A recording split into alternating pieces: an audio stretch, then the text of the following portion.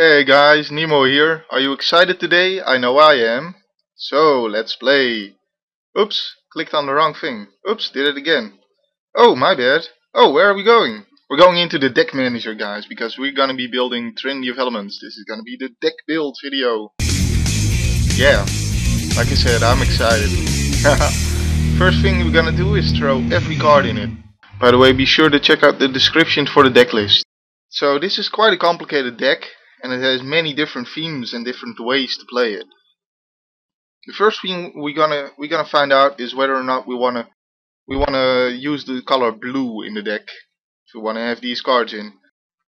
There's some card draw here, and this deck lacks removal, so there's maybe not really straight up removal, but there's enough stuff to kind of work around that. Like bouncing is useful, gives you some more time, gives you some tempo advantage, which is important in this deck. And Sentinels of Glen Elendra usually work out as removal either way. So I feel like the blue is worth it in the deck. And the Mana War is a really awesome card, by the way. I feel like the blue is worth it in the deck, but having 3 colors in the deck screws the deck over a lot, because this game doesn't have any manual land tapping. Along with, of course, the fact that it's not a simple deck to play at all. But that's the reason why I like it. Why I like it so much. Anyway, taking out all the blue is not the answer to this, because the deck doesn't have any removal, even if just temporary, without it. So my conclusion is to leave all the blue in. I've got the blues, guys, what can I say? Yep. So the next thing to work out is whether or not we want to make this deck an aggressive or a combo deck. And these are 2 very different ways to play it. This deck has a lot of quick creatures that can deal a bunch of damage, but it also has a lot of stuff that combos out together well, but takes quite a few turns to really set up to deal that kind of damage. And I feel like there's a lot of cards that work only for one of these 2 strategies. And if you don't focus on only one of the 2, then you will just draw cards that don't combo well with what you already have on the board. And then your mana curve gets screwed up as well, because there's such a big gap between the small creatures and the big stuff. Because an aggressive deck usually needs less mana in it, and we can sort of adjust the mana curve in this deck with the Evolving Wilds and the Ram cards. However, even an aggressive deck, normally an aggressive kind of deck, a really aggressive deck, requires 22 lands to play. Now, this deck, however, does have some very big creatures, and it does want to combo a bit, even when you play it aggressively. So it's gonna need about 25 lands in it. And then there's, and of course you can get to 25 lands, because when you have 60 cards, you'll have 22 lands here, and then you just leave these guys in the Evolving Wilds. You take out the Ram cards, and then you've got yourself an aggressive deck. The other way to play it, combo deck, requires 26 lands, and to do that you simply take out the Evolving Wilds, because they can slow you down later on when you draw them later, which isn't so much an issue with the aggro deck. But if you draw them later and you really need a specific an extra mana that turn, then it ends up screwing you over. So I don't think the Evolving Wilds are needed. And plus you have ramp in the combo deck, because you're gonna need a lot of that anyway. So you leave all of the ramp cards, and a ramp card counts as half a land, basically, because you still need land to play it, but it does give you land. So then you're at 26 lands. Well, you're gonna be at 22 strictly, but it's gonna be with 8 ramp cards in there, which is kind of the equivalent of running a 26 land deck in terms of how likely you are to draw a land, to get enough land out, and the ramp just makes it faster. So that's it for the mana curves of the different decks. Then there's also a few cards that really fit just into one of these 2 categories, aggressive or combo. And let's go over the aggressive list first. So the aggressive card here is the Rip Clan Crasher, which I feel, if you're gonna go aggressive, then this guy is a good 2-drop. You get him in, you get some damage in quick, and he usually isn't able to deal more damage later. But that's alright. If you go combo, then this guy is pretty much useless to you, because later on, when you start dealing your damage, when you start to combo out, you don't want a 2-2 guy. You want to play something bigger, or at least something that benefits more from your combos. So this guy is in if you're playing aggro, out if you're not. And there's Strength in Numbers, which is also a card mostly used in the aggro deck version, and I don't use it in the other version. And that's because in the aggro deck version you can have enough creatures attacking at once. And in the combo version you're usually attacking with just a few creatures at a time, and Strength in Numbers doesn't help that much. Plus Strength in Numbers doesn't combo well with Bloodbraid Elf and Warstorm Surge, because when either of them resolve, you're not attacking. If you cascade into Strength in Numbers, it's a waste of a card. And I guess that problem is in the aggro deck, but the aggro deck just kind of is more of a chance deck. You take your chances and you hope that you can deal enough damage fast enough. And the combo deck is more skill based, I would say. But it's also slower, and you can get killed before you can combo out. Either way, Strength in Numbers in for aggro. Then there's Divination, which draws you cards, which is also a card that I would strictly only use in the aggro deck. Which may be weird, it may sound weird to you, but think of it this way: the aggro deck just gets a lot of small dudes out quickly, and that means you're emptying your hand pretty fast, and you're running out of steam. If you've ever played the aggro version of Cloudburst, then you'll know this is true. And by playing Divination, you can draw some more cards, so it kind of helps to mitigate that. In the combo deck, on the other hand, you don't need to draw extra cards, simply because you're usually just, still setting up, and you still have a lot of cards in your hand, and you just choose the ones that deal the most damage, that work out best then, and you got a lot of choice, but you usually got enough cards in your hand that you don't need to draw more cards, and drawing more cards just slows you down in the combo version of the deck. So strictly aggro, again, Divination. And then there were still the Ronin Warclops, yeah. These are also in the aggro version of the deck. In the combo version I wouldn't run them, also because they don't work well with Warstorm Surge. And there's also another reason why it doesn't work well in the combo deck, and that's because the combo deck runs a lot of small creatures that don't end up attacking. Stuff like Primal Forcemage, well, that's both of them, but like Farhaven Elves and these small guys, Essence Warden. So there's a lot more small guys on the field, and Ronin Warclub doesn't help them attack. It just helps one creature attack, and that may be good in the aggro version, but it doesn't work as well in the combo version, which likes to keep his creatures alive and still be able to attack. Because there's something that works better there, and I'll get to that when I get to the combo version. Then there's Hornet Cannon, which you also kind of just see as a card advantage, because this costs a lot to get out there, it's slow, and it gets 1/1 dude out.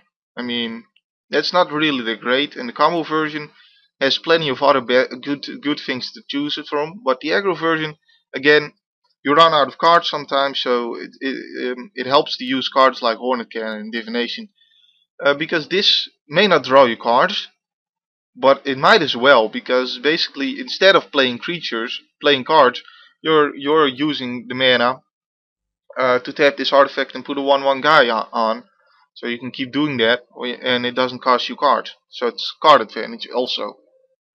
So this is good. Well, not really good, but sort of needed in the aggro version, and not needed in the combo version of the deck.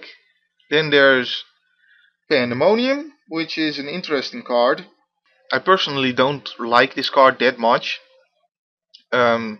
because the opponent is likely to use it first. However, I can see how it would work in the aggro version. If you have a lot of small dudes and just if you're quick enough to damage the opponent, then sometimes they're at 2 life when they finally stabilize the game. If you drop Pandemonium at that point, then it's probably game over for them, because anything you play will just kill them straight up. So In the aggro version I can see this working. In combo version not that much, because you have to play it while you're still setting up, and you're usually behind at that point, and then it's just a slippery slope from there. So again, a card that you only want to play in the aggro version of the deck. And lastly, the Volshock Berserkers, which just aren't good enough for the combo version of the deck, but they are quick beaters, so they work in the aggro version of the deck. So that's the aggro cards, mostly. Now look at the card. So those are the cards you don't use when you're playing the combo version. Now that doesn't mean that every other card is not used in the aggro version. It just means that these cards are not used in the combo version. So let's look at the cards that aren't used in the aggro version, because they only fit in the combo version of the deck, right? If you're still following me. So first off, that's gonna be the Essence Wardens, because in the aggro version, this just it's just a 1/1 guy, doesn't do much. In the combo version, you don't have a lot of board control, and usually you're losing the game when you're still setting up, and then you suddenly swing in for a massive victory, turn the game around. And just to make sure that you survive long enough to be able to do that, you need these Essence Wardens, and they work well. They combo out with the other creatures as well, so they're pretty good. And making them 1-drop just means that you're not really wasting a turn playing them, because turn 1 you don't have anything else to play, and other turns you can always just fit in one man a guy. Come on, it's not that difficult. So these guys not needed in the aggro version, play them in the combo version only.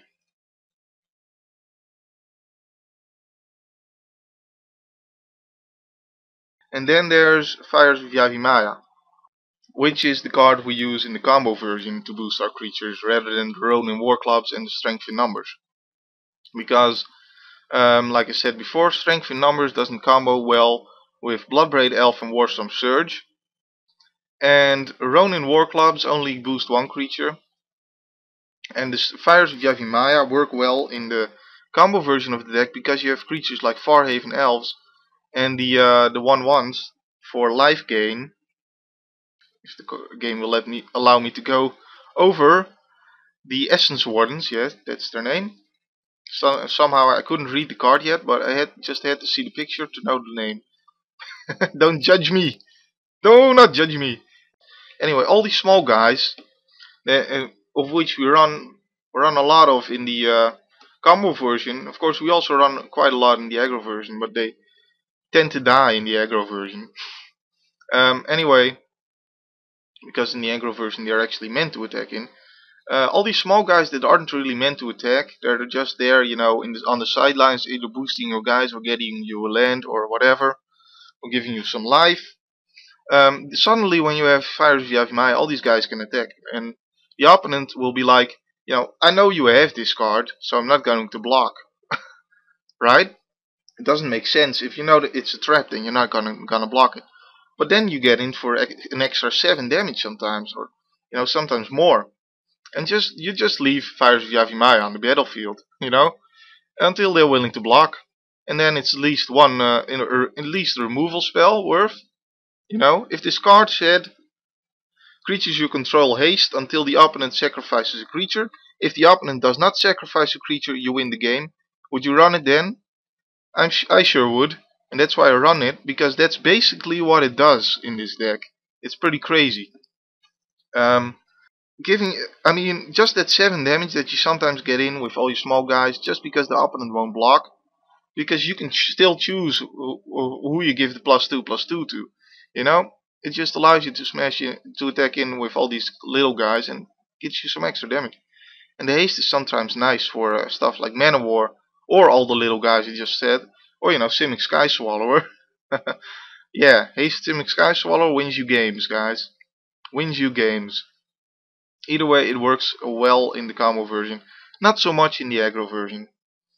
And also this works, of course, with Bloodbraid Elf and Warstorm Surge, which is another reason why I like these a lot in the combo version of the deck. because you can sacrifice these in response to Warstorm Surge going off. You know, give your guy +2/+2. Strength in numbers doesn't work because you're not attacking when your guy hits the battlefield. Unless, of course, you play something with Flash. Which would be kind of a neat trick, I assume. And Ronin Warclub is very erratic, and you can't trust that it'll attach before Warstorm Surge goes off, because this game chooses the order of things, of the way things happen in this deck for you, and it doesn't always choose the correct order. In the real game, you would just be able to choose, yeah, Ronin Warclub goes on, and then we deal the damage. But in this game, you have to choose to deal your damage before knowing even if the Ronin or Warclub is gonna attach or not. Before it hits, you know, so it's a lot better when you have fires. And then there is the Jungle Barrier, which is just a defender, and it replaces itself in your hand. This isn't card advantage, by the way, because this card doesn't really do much for you except just delay the game. But delaying the game is nice enough at the 4-drop, because if the guy has a lot of 2/2s, then dropping a 2/6 can keep him off for quite a while.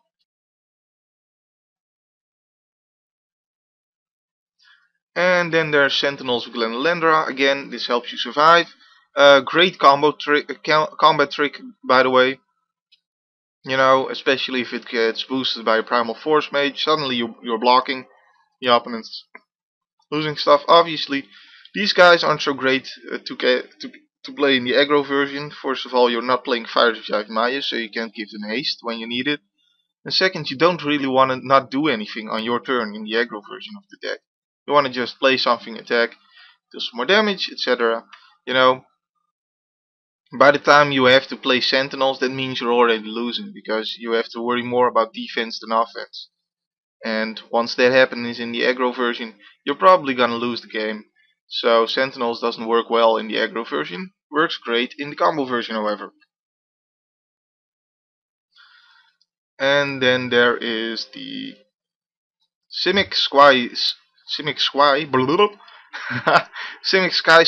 who is just a little bit too big for a creature that doesn't have haste to be able to play this in the aggro version. However, great in the combo version.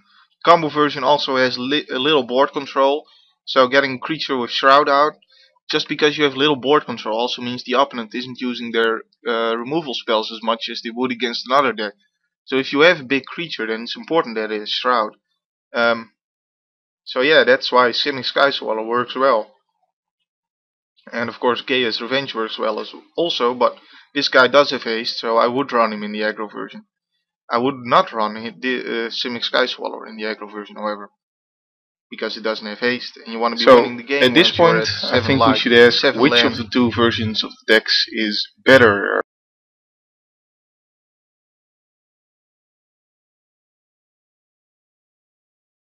The pure aggro way of building the deck, it runs out of cards a lot, and you need the card draw and a Hornet Cannon to be able to compensate for that.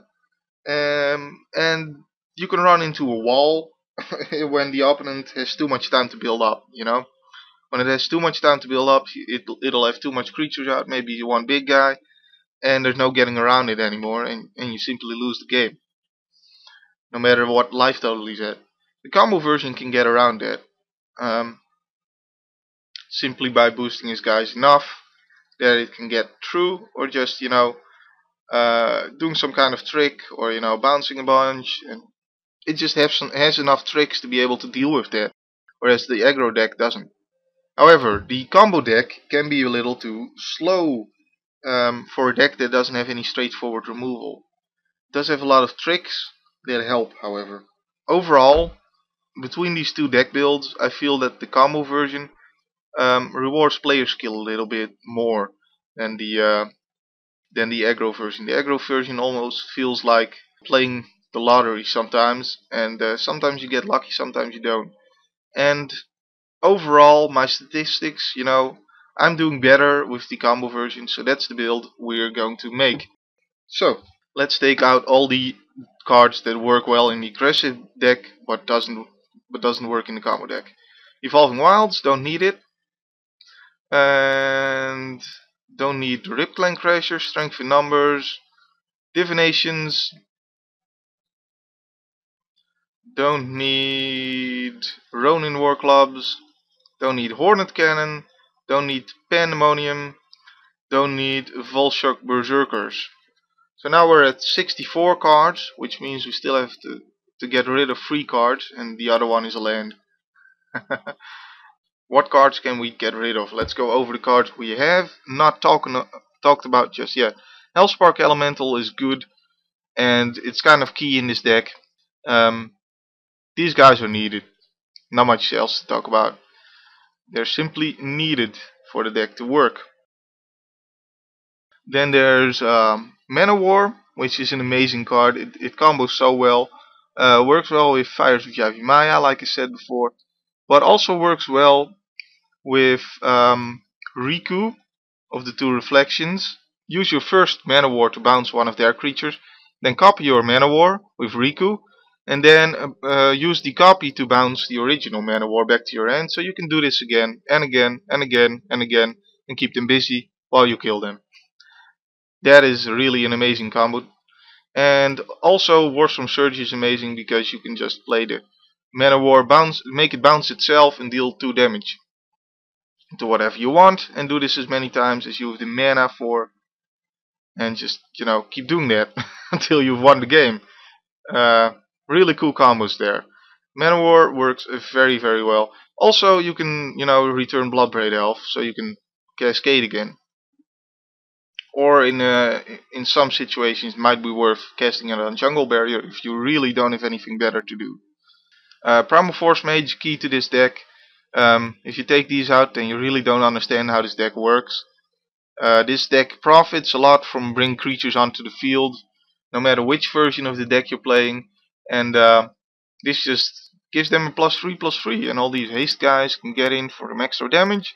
And if you have Warstorm Surge out, then that just deals some more damage. And I've never seen Primal Forcemage not work correctly with Warstorm Surge, so that's a bonus there. Raging Kavu, he's not the best card, but he works with both versions of the deck.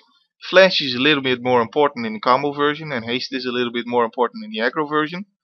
But either way, he's just good enough. You have some choice as to what to use him for.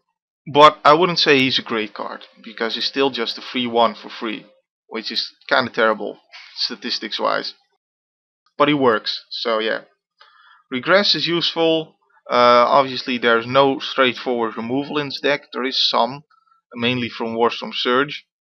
But without any straightforward removal, this deck has to rely on just out-tempoing the opponent and killing them before they can get a big threat out and win the game that way. Or so bouncing one of their dudes, bouncing a big guy, means they have to play it again, waste another turn, by which time you've hopefully, made your position a little bit better or dealt some extra damage so that you can win before they can win. So yeah, that's why Regress is useful in this deck.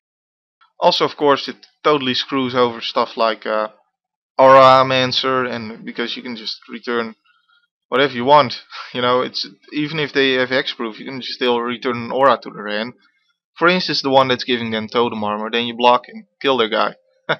So that's pretty good.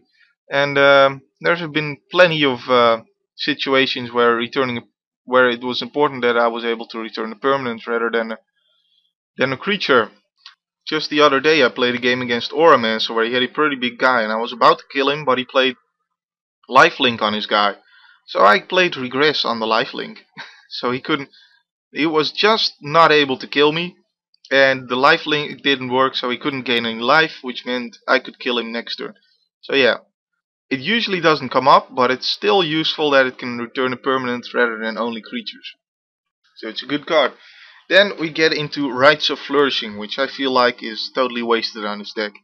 This deck doesn't have any special ways to gain advantage from Rites of Flourishing. Like, in real life Magic there are decks that use Rites of Flourishing, and it's not per se a bad card. There's a deck that's called Turbo Fog, which uses Rites of Flourishing as the main card in the deck, and then a lot of fog cards, like the card in the Elves deck, and a bunch of cards that are in Wielding Steel, stuff that prevents all combat damage that turn. So they draw a lot of cards, and among them are a whole bunch of those fog type cards, and some of them also gain them life, you know. So if the opponent is playing aggro decks, then they can't do anything. They gain a lot of cards, sure, and they play a lot of creatures, but those creatures don't do anything because they just play a fog, don't deal damage. And that's a way to gain advantage by using Rites of Flourishing. However, if you just have put Rites of Flourishing randomly into a deck that isn't built around using the card, then the opponent gains more advantage from it, because the opponent gets to draw an extra card first. So you're just giving away board advantage. Plus, this deck already doesn't have a lot on the field. So do you really want to give them more ways to deal with the few cards you have? You know, seems like a bad idea to me. Out. So that's one of the cards out. Bloodbraid Elf is amazing. Gotta get it in this deck. Again, if you remove these, then you really don't know how the deck works. One thing important to know about Bloodbraid Elf is that the cascade happens when you cast the spell. And that means that you can't copy Bloodbraid Elf with Riku and still expect the second Bloodbraid Elf to cascade as well, because you don't cast the second Bloodbraid Elf, it merely enters play. So that's an important difference there.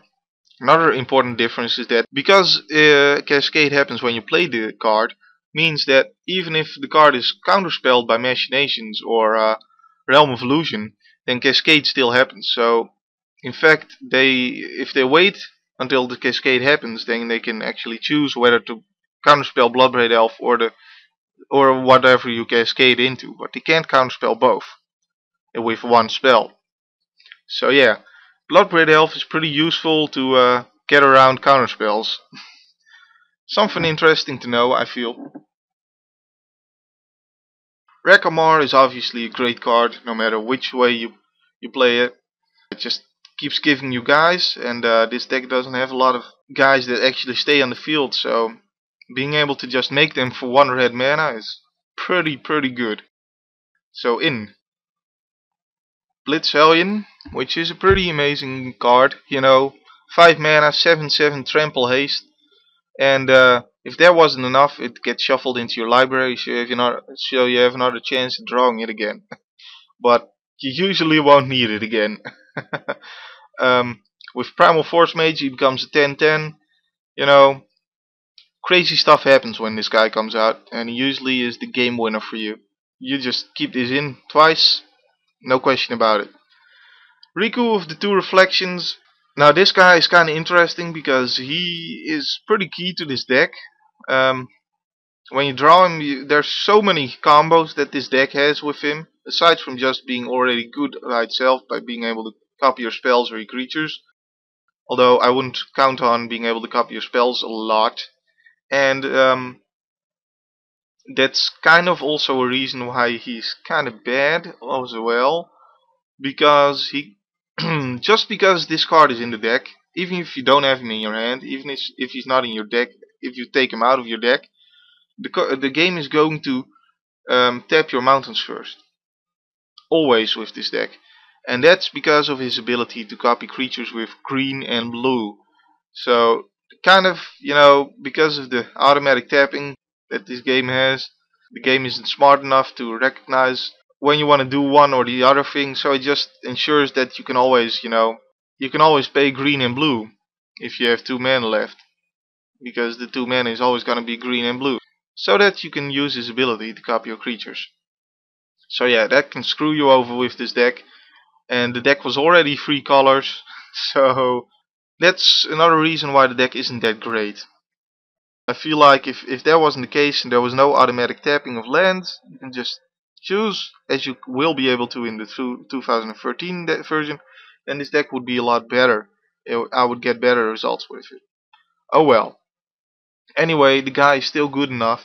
I mean, whether you want it or not, what I just said happens if you have him in your deck or not. And he's a good enough guy. He's not a win condition, so you want to have him in your deck.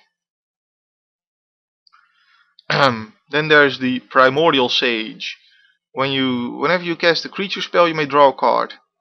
I feel like this guy isn't worth it. 6 cast guy for 4/5. He's not. I mean, there's something wrong with those statistics. Um, Even a 6/6 guy for 6, I wouldn't really think of using that because he doesn't have haste. At the time you're at that mana, if you're playing such a big creature, you want to finish the opponent off, don't you? Why would you play something that draws you more cards? I guess I could see it kind of working in the aggro version of the deck, but do you really want to play a 6 cast creature in the aggro version of this deck? Not really, especially not when he's a 4/5. So I don't like him. Out. Thundermare, I don't really like this card either, but he does work very well within this deck because, like I said, usually you end up either winning or losing this game within a turn or two. The end is the last 2 turns are pretty crucial for this deck, whether it fails or not.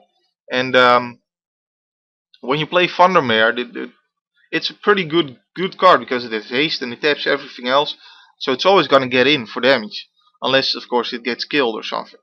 And I guess that makes it a good card, but it has to have a disadvantage, of course, and the disadvantage is that it also taps your guys, which means if this card doesn't deliver, if you can't kill the opponent with this card, then you probably lose the game because they can attack with everything they have and you won't be able to block. But like I said earlier, this deck already has that problem. This whole kind of deck has that philosophy, and if you fail to kill the opponent the last turn, then you will probably lose, regardless of whether it is because of Thundermare or just because the opponent has too big of a board advantage at that point and is going to kill you. I feel like Thundermare works in this deck because it fits the general philosophy of the deck, and its negative side effect isn't that big of a negative side effect because the deck already has that negative side effect itself, if that makes any sense, and that is why I keep Thundermare in there. Warstorm Surge, I believe this is the best card in the deck. Forget about Bloodbraid Elf, forget about Mana War, forget about Primal Forcemage. Warstorm Surge. If you have this card, you probably win the game. So it's definitely in, because this is your only removal, but what a removal it is. Seriously, and 6 cost isn't that big of a deal in a deck that can ramp, and even the aggro version of the deck should use Warstorm Surge, just because of how good it is. You basically get to control the board all of a sudden, in a deck that doesn't really do that very well. Then there's Gaea's Revenge, which if you want to play a big guy in a deck that doesn't have much board control, that doesn't have much on the field at all, then you gotta be advised that the opponent is going to have a lot of removal spells. So being able to cast something that can't be countered and can't be targeted by anything that isn't green is pretty good, because their removal spells are still just sitting useless in their hands, because they can't do anything about this guy. And then there is only 1 card left, and we are at 61 cards. Gigantomancer. This guy says he costs 8 to play, but really he costs 9 to play, because when you play him you want to be able to use his ability at least once to gain profit from it immediately, because cards that come onto the field and don't immediately do something are usually pretty bad.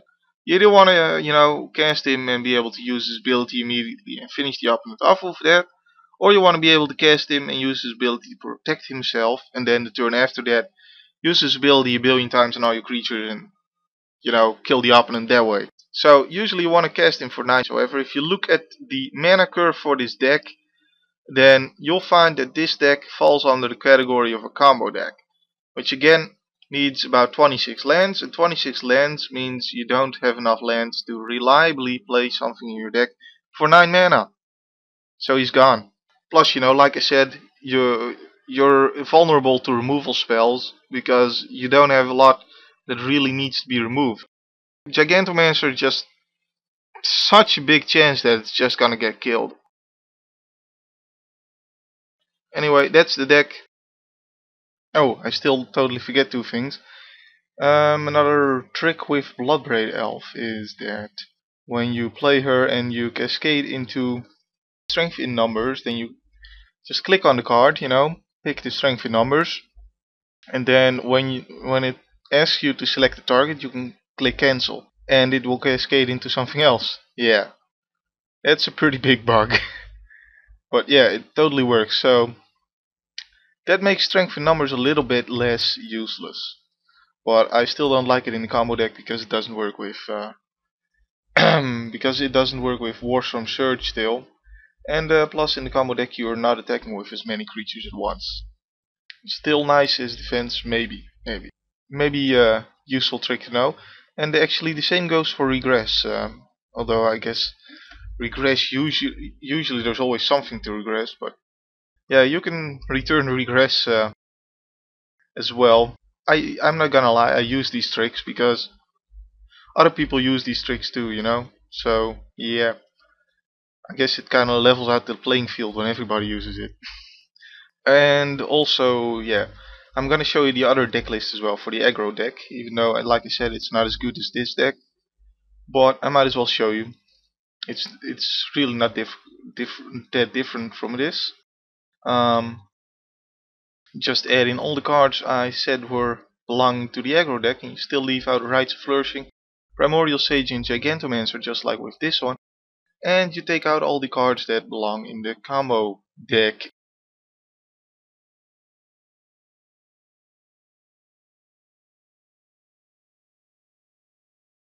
And yeah, that's it. So that's easy as that. Alright guys, oh yeah, by the way, I should have probably mentioned this at the start, but I'm probably gonna put it in an annotation too, just because I forgot to mention. But if you want to see the deck list easy, so you don't have to watch all this video again just to know the deck list if you want to build these decks, I'll have the info for both of them in the description, and also I'll have some more information on the combo deck list, because that's the one I use, such as maybe some matchup info, only on the decks that really have a good or a bad matchup. I mean, some decks it's just not really clear who has the advantageous deck, but in some cases I can totally tell that one of the decks has an advantage, and in that case I'll put it in the description. And also the probably the win-loss number I have with this deck, I guess the ratio. Everything above 1 means that I win more games than I lose. That's how ratios work. In case you're confused about that. So that'll also be in the description, and the reason it's in the description is because it makes it easier to update it if I ever feel inclined to do so. But yeah, I hope this was informative to you guys. I hope you liked this video and got something out of it. And even if you're not gonna build the deck the same way as I am, I'm just gonna put this back to the way I run it. Even if you don't run it the same way as I am, I hope that my rambling has given you some useful information and might turn you on the path to building your own deck build the way you want to have it. And I will see you guys in the next video. My name has been Nemo. My name will still be Nemo then. And I will see you guys in the next video. No, oh, come on, this one. And save changes. Alright guys, see you later. Bye bye. Oh yeah, by the way, I'm still gonna do gameplay videos for this, and I will link that in the description when I have it up. Okay, serious now guys. See you later.